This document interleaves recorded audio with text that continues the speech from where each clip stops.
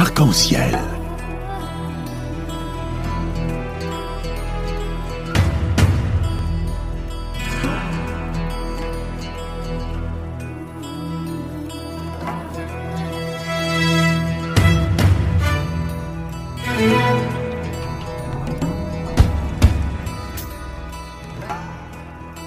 Arc-en-ciel, chaque dimanche, actualité, culture, économie, société et animation festive. Avec Abdelatif Arc-en-ciel, la chronique.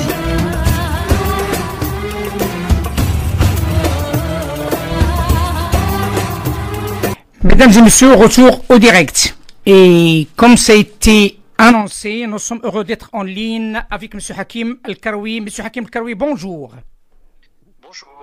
Bonjour et bienvenue à l'émission Arc-en-ciel sur Radio Pluriel et Actualité oblige. Tout d'abord, je tiens à vous remercier d'avoir accepté cette invitation à la dernière minute afin de nous expliquer l'actualité de votre association, la MIF, notamment la MIF culturelle et tout ce qui est en train de se dire par rapport aux médias. Première question, quelles sont les nouveautés pour l'association la MIF?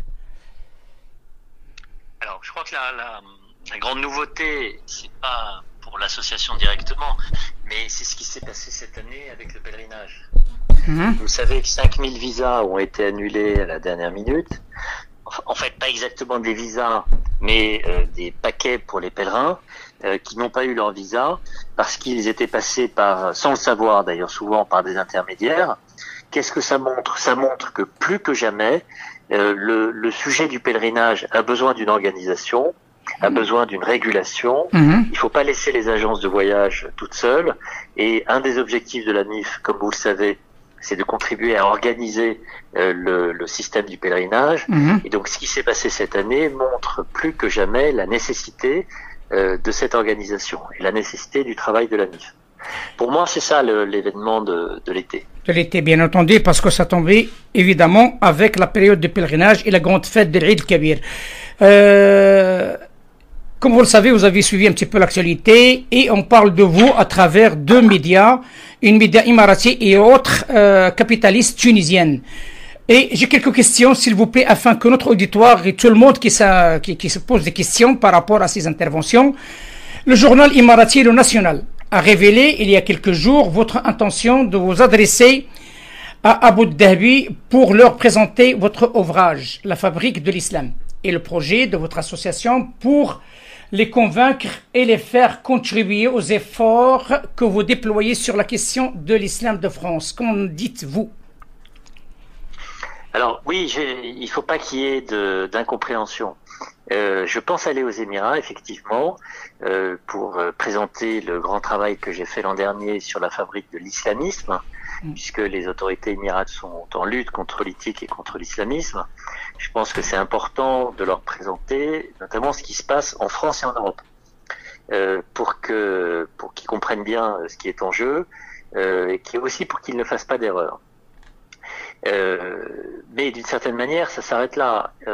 Et notamment, il n'est évidemment pas question que la MIF soit financée par des pays étrangers, que ce soit des pays du Golfe ou des pays du Maghreb. Et plus généralement, au-delà de la MIF, l'islam de France. Tout l'objectif, c'est d'avoir un financement français pour une pratique française. Donc rassurez-vous, loin de moi l'idée d'aller chercher de l'argent dans le Golfe pour la MIF, si c'était ça votre question. Ben, écoutez, je vous dis la vérité, c'est par rapport à tout ce qui était écrit dans ces journaux, hein. Donc c'est notamment ce journal émirati. Il faut lire précisément. Je ne dis pas, effectivement, j'ai le journaliste, l'article ne dit pas que je vais aller essayer de lever de l'argent pour l'islam de France dans les Émirats. Il dit bien que je veux présenter le travail sur l'islamisme aux autorités émiraties et que par ailleurs je pense que si les autorités émiraties veulent lutter efficacement contre l'islamisme, elles ont des choses à faire et notamment pour contribuer à la fabrication d'une certaine manière et à la promotion d'un islam éclairé, libéral, moderne, débarrassé des gangs que un certain nombre d'islamistes, comme on dit, ont voulu lui mettre. Voilà. Selon vous, Monsieur Hakim El-Karoui, vous croyez que les Émiratis eux-mêmes avec cette politique qui essaie de la vendre à travers le monde, pas qu'en France, qu'on soit clair, ils sont partout, sont en Russie, sont dans d'autres pays européens. Est-ce qu'ils sont en position de parler d'un islam politique des autres et pas les siens? Parce que, quoi qu'il arrive, il ne faut pas l'oublier, les Émiratis, ils étaient aussi des proches qataris. Oui, alors franchement, dans les pays du Golfe, je pense que les Émirats sont vraiment ceux qui ont le moins contribué à la diffusion de l'islam politique, que ce soit celui des frères musulmans ou que ce soit le wahhabisme. Le wahhabisme est une forme d'islam politique au sens où il contribue à l'organisation des sociétés, même s'il ne veut pas prendre le pouvoir directement. Donc franchement, de ce point de vue-là, que ce soit d'ailleurs Abu Dhabi ou Dubaï, on ne peut pas leur reprocher d'avoir, soit sur leur territoire, soit à l'extérieur, fabriqué ou diffusé l'islam politique. Après, je pense que c'est important, intéressant de s'afficher comme leader de ceux qui veulent lutter contre, mais je pense pas que ça suffit vouloir être contre. Je pense qu'il faut être pour.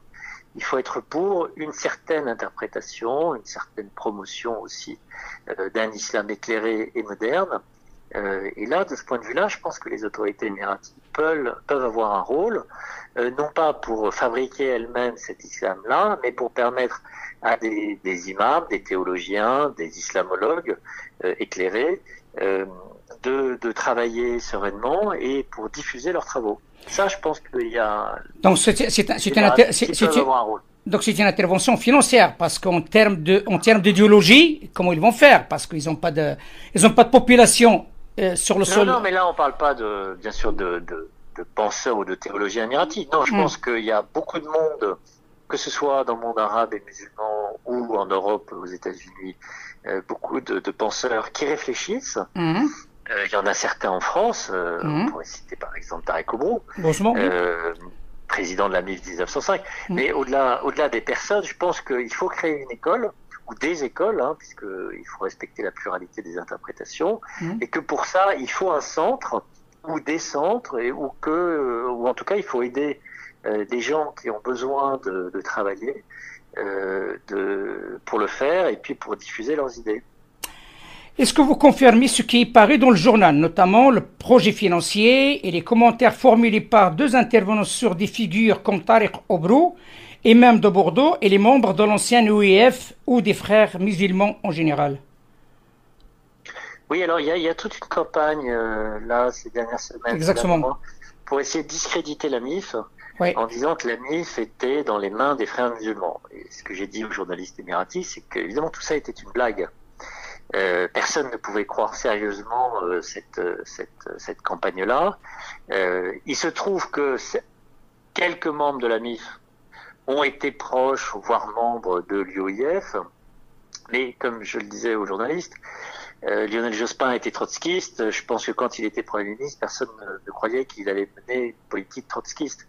Alain Finkielkraut a été maoïste. Personne ne dirait aujourd'hui que Alain Finkielkraut est un maoïste déguisé.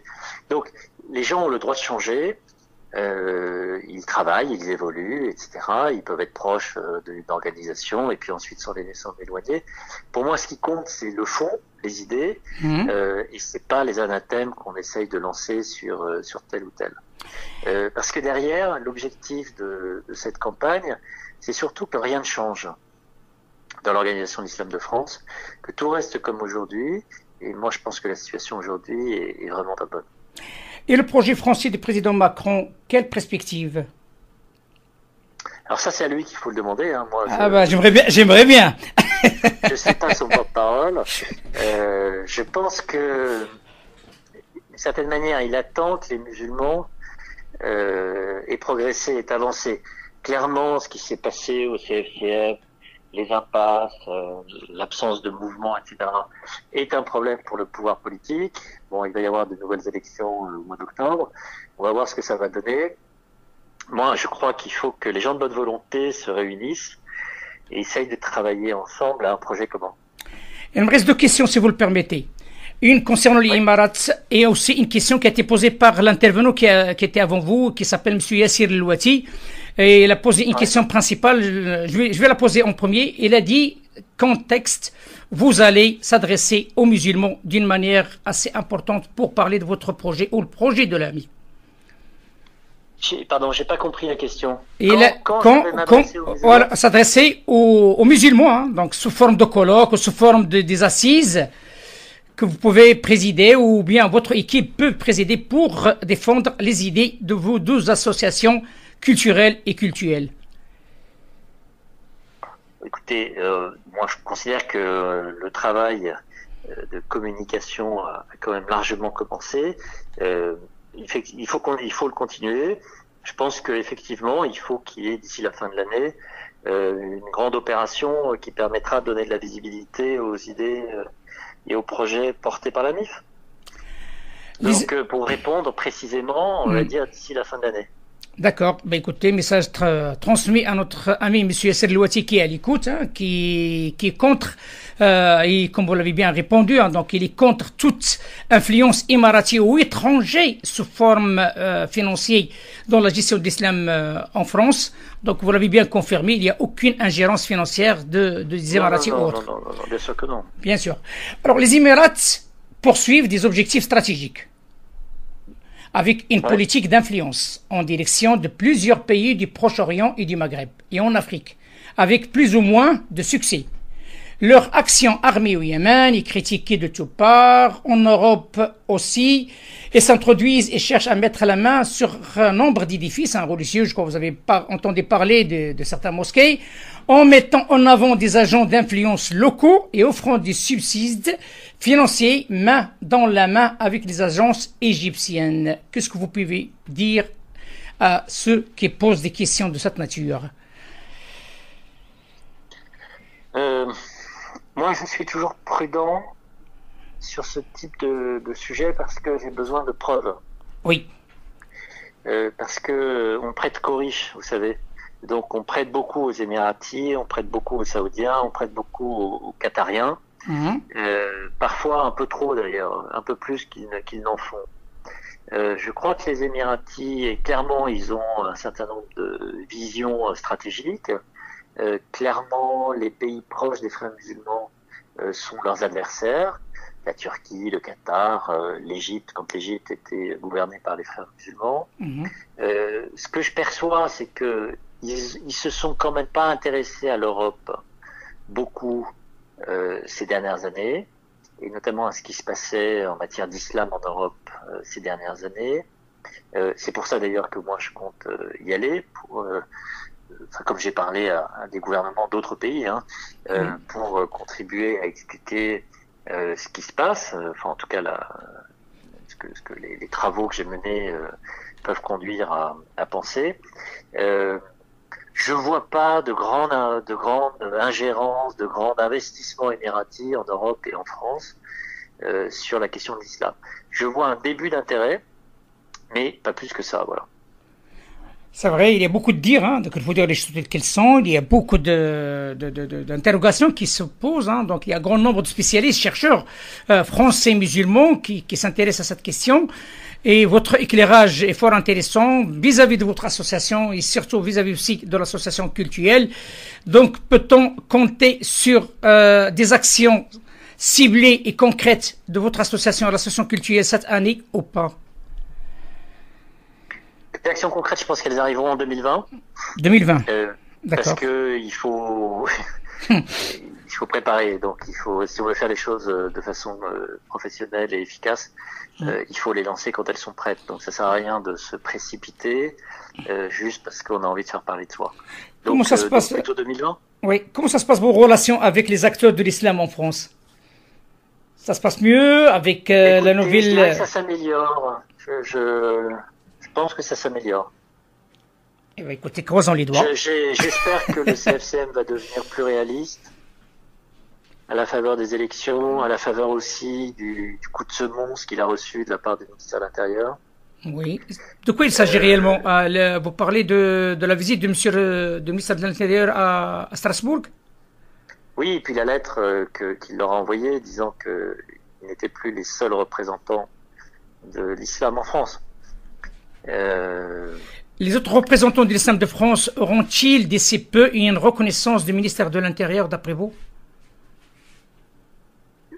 je sais pas. Ce qui est important, c'est que le ministère de l'Intérieur parle avec tout le monde et qu'il n'est pas dupe.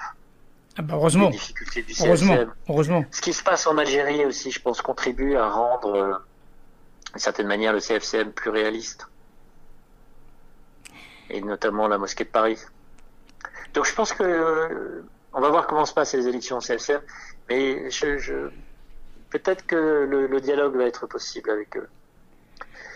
Quant au CCIF, à Marwan Mohamed, etc., on n'en entend plus trop parler. Il était très très agressif, mais je pense que cette agressivité était aussi due au manque de projet.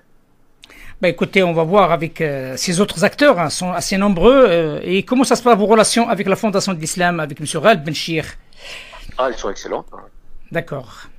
Bah écoutez, merci infiniment, M. Hakim El-Karoui, de nous accorder ces quelques minutes hein, pour clarifier surtout cette sortie médiatique hein, qui a beaucoup de monde hein, qui agite, hein, donc qui se pose des questions. Est-ce que il y a une ingérence émiratie dans la gestion de vos associations culturelles et culturelles? Donc vous dites non. La réponse est non. Voilà, donc les choses sont claires. Merci infiniment. Je vous dis à très bientôt. Merci, au revoir. Au revoir, monsieur. Au revoir. Arc-en-ciel.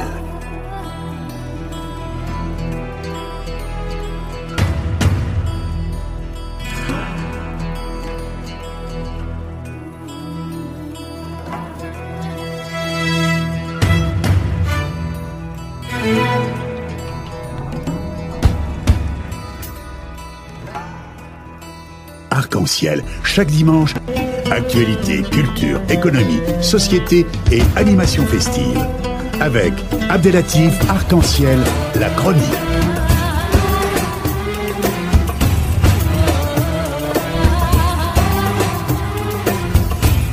Arc-en-ciel info.